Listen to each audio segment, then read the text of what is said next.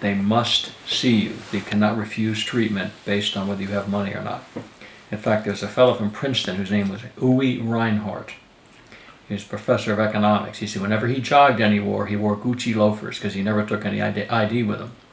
He figured, he said, if he ever passed out and they noticed he had Gucci loafers on, they would take him into the emergency room and see him because nobody jogs in Gucci loafers that doesn't have money.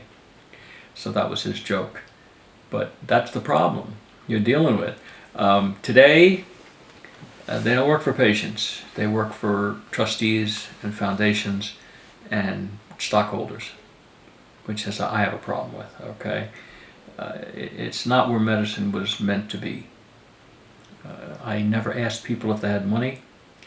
If they couldn't afford it, I would see them.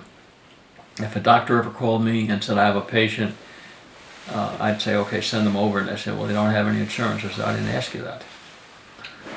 I mean, that's the way I was brought up. And that's what we did. I may have told you I treated a little girl from Ukraine 30 years ago. She still calls me, writes to me, sends me pictures. She now has a daughter about as old as she was when I operated on her, put 2 rods in her back.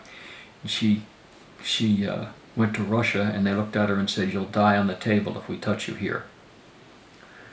So, anyway, I just wasn't brought up that way. Doctors saw patients and that was it. Hospitals and doctors never asked for money. That girl who had that surgery never paid a dime, either to the hospital or me.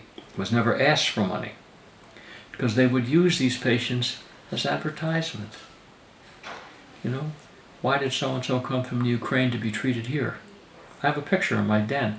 Because she could jump for joy. She's jumping rope in a whole full-page ad in the paper. That's what they did.